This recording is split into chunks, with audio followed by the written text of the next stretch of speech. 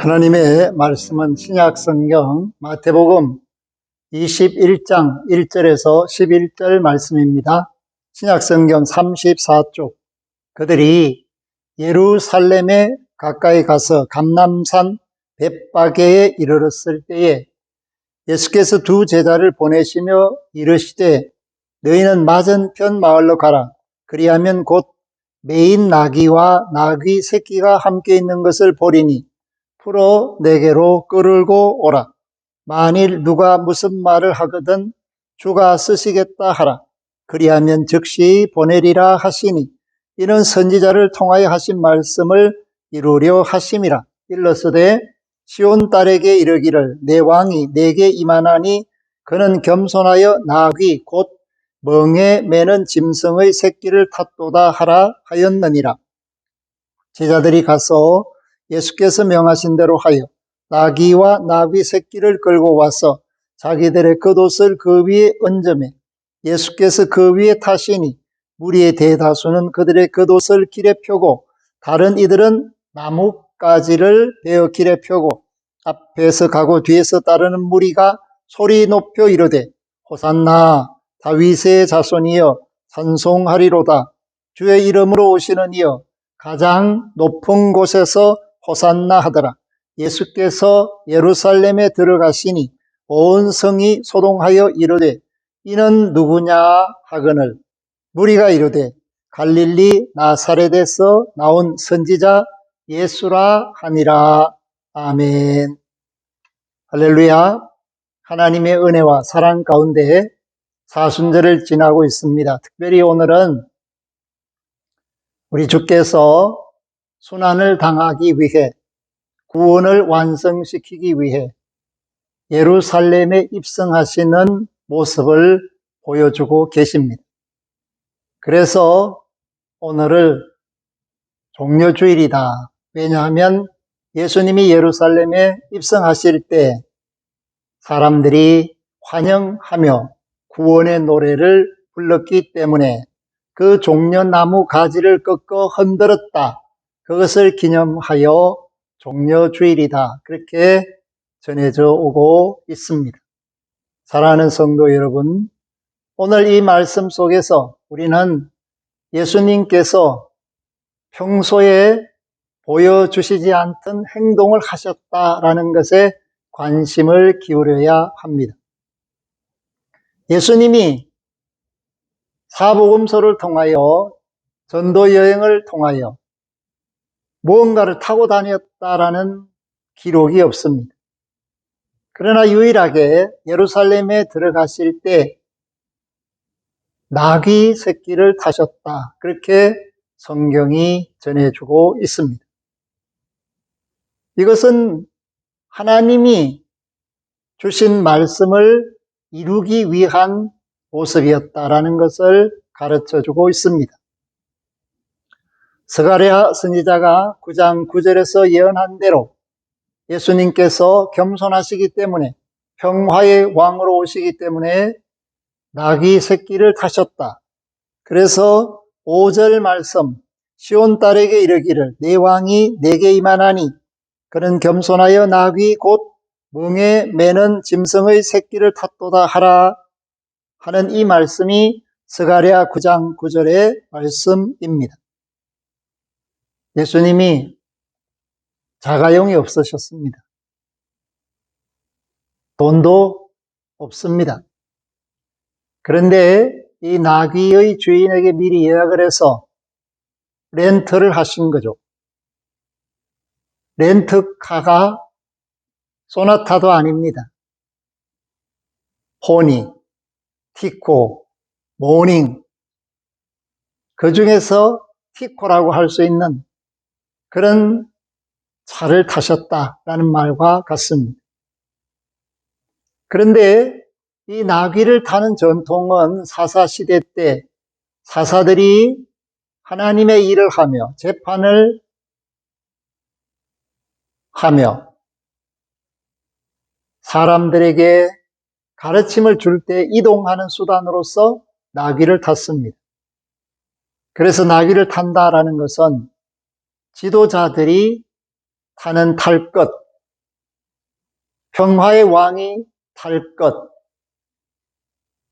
그래서 예수님이 이 멍에 매는 짐승의 새끼를 탔다.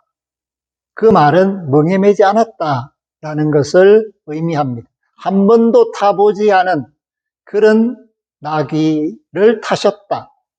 그 나귀는 새끼였다. 그것을 말씀하고 있습니다. 오늘 우리는 겸손하다라는 이 말씀의 의미를 분명히 해야 합니다. 무엇이 겸손한가? 결과적으로 하나님의 은혜 안에서 쓰임받게 됨을 기뻐하고 하나님의 영광만을 드러내는 것을 겸손이다. 그렇게 표현할 수가 있습니다. 사랑하는 성도 여러분, 오늘 말씀 속에서 주가 쓰시겠다 그랬을 때 그 예언된 말씀, 예약된 말씀대로 나귀의 주인이 두말하지 않고 순종하여 내준 것, 이것은 오늘 이 시대를 사는 모든 성도들이 본받아야 할 자세입니다. 흥정하지 않고 계산하지 않고 주가 쓰시겠다 할 때 내어드릴 수 있는 것, 그러한 것들이 저와 여러분에게 있으면 좋겠습니다. 어떤 의미에서는 많이 가지고 있습니다. 그러나 주님이 쓰시겠다 하는 음성을 들려주심에도 불구하고 쓰시는데 드리지 않는 그런 사람들이 있을 수 있다는 것을 깨달아야 합니다. 왜냐하면 영적으로 어둡기 때문에, 물질에 욕심이 있기 때문에, 이거 하루 더 이용하면 돈이 얼마 들어오는데 라는 생각을 하고 있기 때문에, 근본적으로는 하나님이 주신 것이 내게 있는 것이다 라는 신앙이 없기 때문에, 모든 것이 주께로부터 왔으니 이 모든 것을 주님께 드립니다 라는 다윗의 고백적인 신앙이 없기 때문에 주께서 쓰시겠다라는 음성을 들려주심에도 불구하고 애지중지 그 물질을 붙들고 사는 모습이 오늘 우리 가운데 은연중 있을 수 있다라는 사실을 깨닫고, 오늘 나귀의 주인처럼 주님의 음성을 들었을 때 직접적으로 주님이 말씀하지 않고 심부름을 보낸 그 제자들의 음성을 들었을 때 즉각 순종하는 이 모습은 겸손의 왕으로 오신 주님과 함께 어울려져서 하나님께 영광을 돌리는 구원의 행위가 되었다. 그 구원을 선포하는데 하나님께서 그들을 사용하셨다라는 뜻과 같습니다. 그렇기 때문에 믿음의 사람은 항상 하나님의 일에 쓰임받는 것을 즐거워하며 기뻐하며 기대하며 고대하며 원해야 하는 것입니다. 오늘 예수님께서 오신 것은 승리의 입성입니다. 그러나 겉보기에는 뭔가 부족한 입성입니다. 왜냐하면 세상의 군왕들은 전쟁에서 승리하고 돌아오면 뒤에 수많은 것들이 따릅니다. 포로도 따르고 탈취물도 따르고 화환이, 그리고 사람들이 시끌벅적하면서 월계관을 쓴 정복자에게 바치는 노래를 부르며 나팔을 붑니다. 그러나 오늘 예수님은 세상의 정복자가 아니라 구원하기 위하여 자신을 말씀대로 십자가에 내놓기 위한 제물이 되기 위하여 오셨습니다. 예수님이 그 일을 하시는 것 자체가 승리의 모습이고, 예수님이 하시는 그 모습을 통해서 구원을 발견하고 진정으로 기뻐하며 감사하는 믿음이 있다면 그 사람은 택함받은 하나님의 아들, 딸이라 할 수 있습니다. 사랑하는 성도 여러분, 오늘 제자들이 그 나귀 새끼를 타신 예수님 앞에서 주님 명령대로 하였다. 그래서 자신들의 겉옷을 그 위에 얹고 예수님은 그 위에 타시니 무리가 소리 높여 호산나, 다윗의 자손이여 외치는데 어떤 사람들이 자신들의 겉옷을 길에 폈다는 것입니다. 그리고 겉옷을 펴지 못할 형편에 있는 사람들은 나뭇가지를 꺾어서 길에 폈다. 그렇게 말씀하고 있습니다. 그리고 이구동성으로 호산나 다윗의 자손이여 찬송하리로다. 주의 이름으로 오시는 이여 가장 높은 곳에서 저 하늘에서 호산나 하더라. 사랑하는 성도 여러분, 하나님이 하시는 일에 동참하는 것을 기뻐하고 절거하는 믿음이 있어야 합니다. 적극적으로 동참하는 사람들이 있었습니다. 자신의 겉옷을 펴는 사람이 있었습니다. 나뭇가지를 꺾어서 펴는 사람들이 있었습니다. 레드카펫이 아니라, 양탄자가 아니라 보잘것없는 것이지만 주님이 쓰시기를 원하셨습니다. 그런 사람들은 하나님이 기뻐하시는 사람들입니다. 그리고 그 일에 동참하는 것을 즐거워하여 구원의 노래를 부르는 사람들은 구원받기를 원하는 사람이었다라는 것을 말씀할 수 있습니다. 그렇기 때문에 한편 무리는 직접적으로 그 구원의 행위, 승리의 입성, 하나님이 하시는 일에 동참하는 사람이 있었는데 또 다른 편에 있는 사람들은 온 성이 소동하는 것을 보고 도대체 저 사람이 누구냐?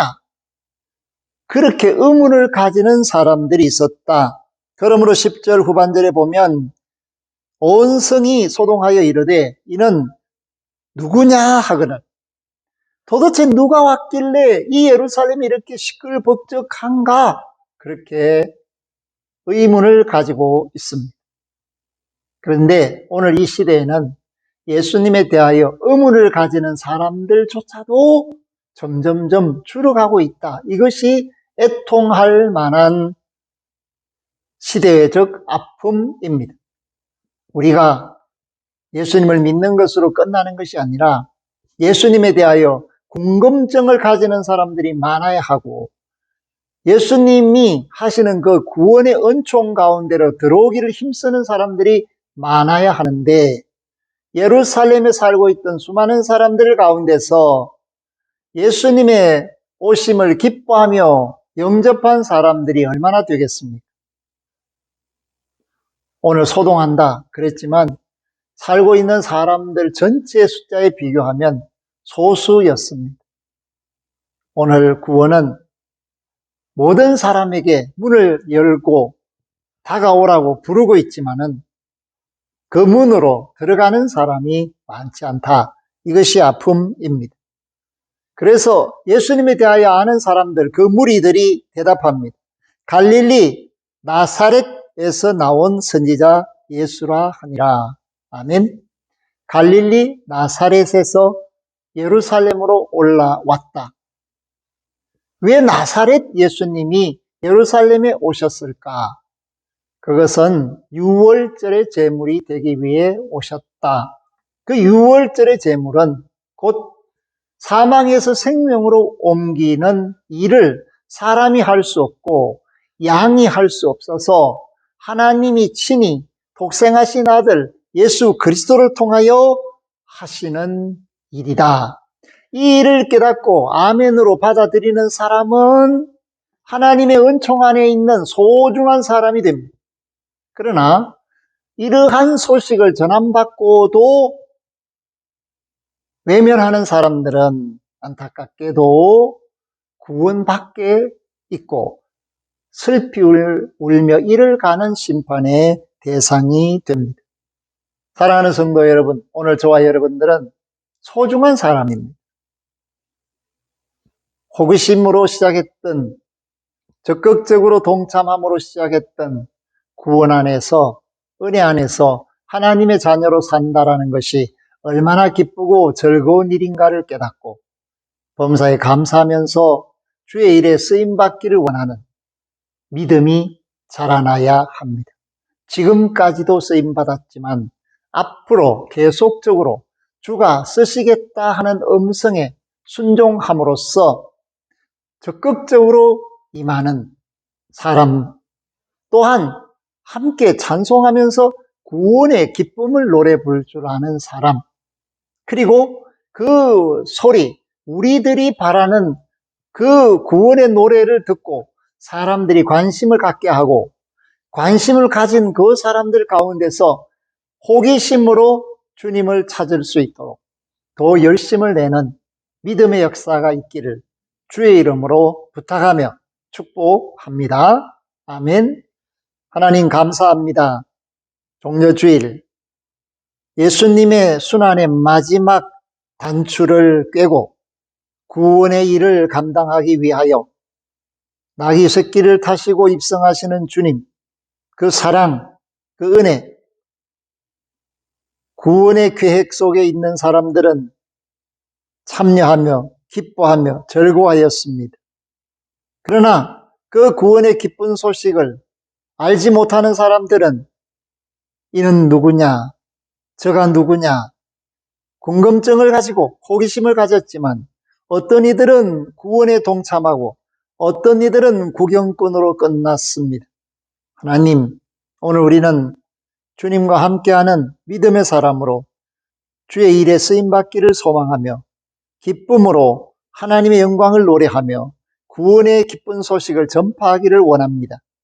이 일을 감당하는 믿음의 용사들이 될 수 있도록 때를 따라 도와주시옵소서. 예수 그리스도 이름으로 기도 올리옵나이다. 아멘. 지금은 유월절 제물로 자신을 드리기 위해 예루살렘에 입성하신 우리 주 예수 그리스도의 은혜와 사랑으로 구원의 길을 여시기 위해 독생하신 아들을 이 땅에 보내심으로 영광으로